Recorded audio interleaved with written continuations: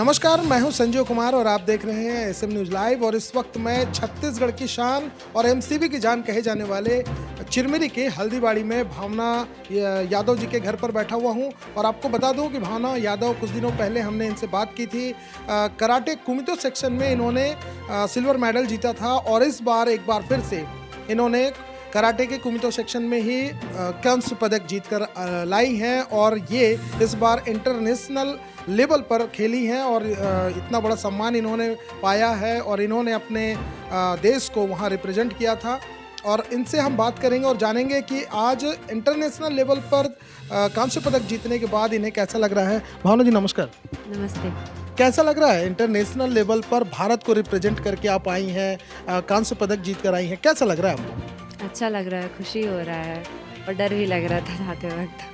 तो पिछली बार की अपेक्षा इस बार आपका मुकाबला ज़्यादा टफ था, या पिछली बार चूंकि आपने सिल्वर मेडल जीता था, इस बार आपको कांस्य पदक मिला है, तो पिछली बार की अपेक्षा ऐसा कहाँ चूक हुई जिसकी वजह से आपको कांस्य पदक से ही संतुष्टि करनी पड़ी? प्रैक्टिस ज़्यादा नहीं था इस बार, कम प्रैक्टिस करती थी इसलिए।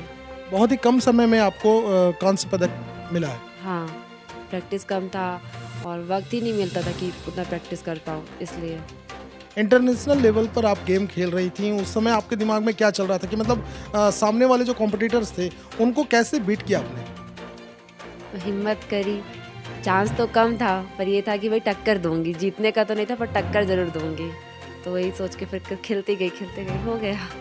कितने देश के लोग वहाँ पर पहुँचे हुए थे? 5 से 6 ऐसे 5-6 देश के लोग थे। और कुल जो एशियन गेम था या इंटरनेशनल गेम था? इंटरनेशनल ही हुआ, एशियन कंट्री के पर लोग थे। इंटरनेशनल कंट्रीज में कौन कौन से कंट्री के लोग आए थे? नेपाल, श्रीलंका, बांग्लादेश, मलेशिया और क्या नाम है एक और, इंडोनेशिया। तो आपका मुकाबला किसके साथ हुआ? हमारे अंडर 50 के में सिर्फ 2 ही इंटरनेशनल प्लेयर फंसे थे, एक नेपाल एक श्रीलंका के थे और काफ़ी 5 से 6-7 लोग इंडिया के ही थे। तो हमारे इतने लोगों के बीच में हुआ था, मेरा इंदौर की लड़की से हुआ था। इंटरनेशनल लेवल पर भी आपका जो मुकाबला हुआ था वो भारत की लड़की? इंडिया वाली से ही हुआ था। तो क्या आपको लगता है कि अगर आपका बाहर देश के लड़कियों के साथ या आपके कॉम्पिटिटर्स जो बाहर देश के होते, क्या आप उनको बीट कर पाने में सफल होते? कोशिश पूरी करती, हार तो नहीं मानती शुरू से ही, अब हुआ तो नहीं। खैर कोई बात नहीं, हम प्रार्थना करेंगे कि आपका इसी तरह मेडल जीतने का जो सिलसिला है वो जारी रहे। मेडल जीतने के नाम से हम आपको बता दें कि भावना बहुत ही कम समय में, जैसा कि भावना ने पिछली बार भी बताया था कि बहुत कम समय में इन्होंने कराटे का जो कुमिते सेक्शन है इसकी प्रैक्टिस की है और बहुत ही जल्दी इन्होंने इस लेवल को पाया है। जब आप रिटर्न आई तो फिर यहाँ के लोगों का जो आपके प्रति जो एक सम्मान का भावना होना चाहिए वो कैसा था? काफ़ी अच्छा था, मैंने तो सोचा भी नहीं था, मेरे सरप्राइज़ था सब चीज़। मैं आई हूँ देख के तो मुझे बहुत अच्छा लगा, बहुत खुशी हुई थी। क्या कभी सोचा था आपने कि एक दिन ऐसा आएगा जब आप इस तरह से सम्मानित किए जाएंगे और इस तरह से आपका स्वागत किया जाएगा?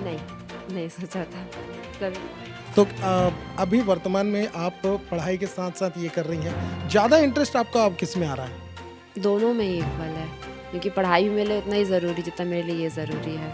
पढ़ाई अगर अच्छा करूँगी तभी और आगे बढ़ पाऊँगी। तो आप पढ़ाई के साथ साथ इसको लेकर भी चलेंगे? पढ़ाई के साथ साथ पढ़ाई नहीं छूटना चाहिए।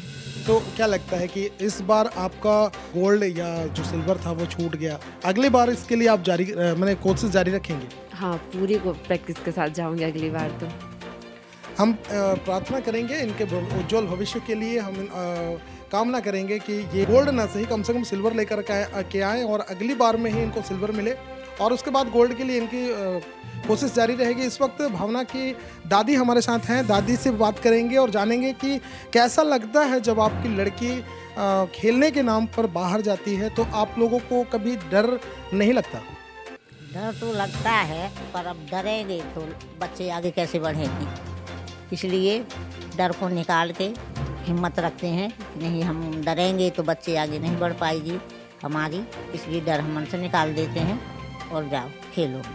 भावना आपकी तीसरी पीढ़ी है, आप उसके बाद आपके बच्चे और उसके बाद बच्चों के बच्चे, भावना आपकी तीसरी पीढ़ी है। क्या आपने कभी सोचा था कि ये दिन आप देख पाएंगे? कभी नहीं सोचा था कि मुझे मेरी पोती के चलते इतना सम्मान मिलेगा मेरी पोती को सम्मान मिलेगा, मेरे घर परिवार वालों को सम्मान मिलेगा, मेरे बहू बेटों को, नातियों को, नातनों को, चाचा चाचियों को, सभी को मेरे का नाम से हल्दी वालों को इतना सम्मान मिलेगा। मेरी नातिन के चलते सबको सम्मान मिला और मेरी पोती का ही बहुत सम्मान हुआ।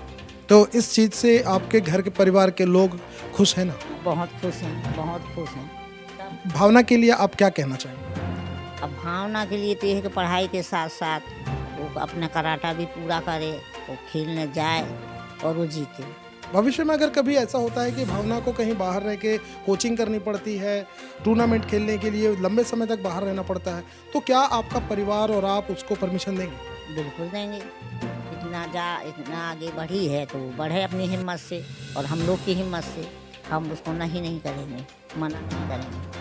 भावना जैसी और भी बहुत सारी लड़कियां हैं जो परिवार के सपोर्ट नहीं मिलने की वजह से आगे नहीं बढ़ पाती। ऐसे परिवार को कोई संदेश आप देना चाहेंगे? अरे ऐसे परिवारों को तो भाई मैं यही बोलूँगी कि आप ऐसा मत करिए। आजकल लड़कियां ही आगे बढ़ रही हैं, उनको जाने दिया जाए।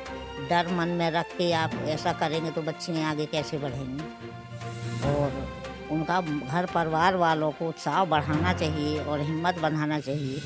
अरे जीतेंगी नहीं तो कम से कम क्या बोलते हैं, उनको कोई वो थोड़ा ना होगा, और पर खेलेंगे, हिम्मत बांध के ज़रूर जीतेंगे। आज नहीं कल ज़रूर उनको सम्मान मिलेगा और जीत के ही आएंगे। मुझे तो अपनी नातिन पर पूरा विश्वास है कि भगवान की कृपा से, दुर्गे माँ की कृपा, आप सब लोगों की कृपा से जीतेगी।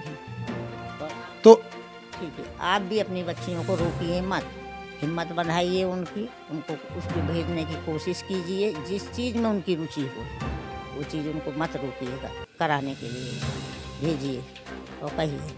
इसमें कोई डरने की बात नहीं होती है। इंसान डरता ही रहेगा, घर का, परिवार का, उसका कहाँ जना 2 लड़की को भेज दिए।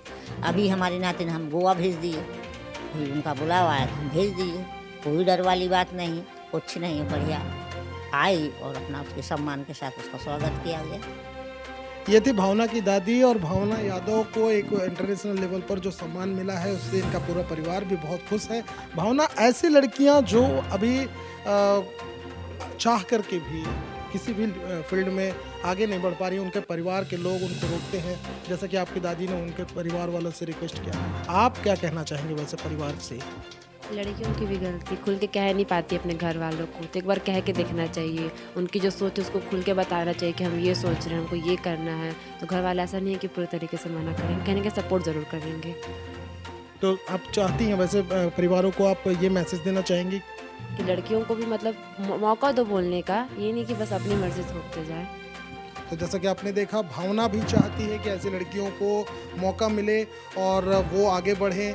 भावना इस वक्त एक क्लास चला रही हैं जहां पर काफ़ी सारे बच्चे इनके स्टूडेंट्स हैं और जिन्हें ये ट्रेंड कर रही हैं कि जिस लेवल पर ये है आज, उस लेवल पर इनके स्टूडेंट्स भी पहुंचे। और इसी कामना के साथ आज का इंटरव्यू हम ख़त्म करते हैं। नमस्कार। अपने आसपास घट रही घटनाओं को जानने के लिए चैनल को सब्सक्राइब करना और बेल आइकॉन को दबाना ना भूलें।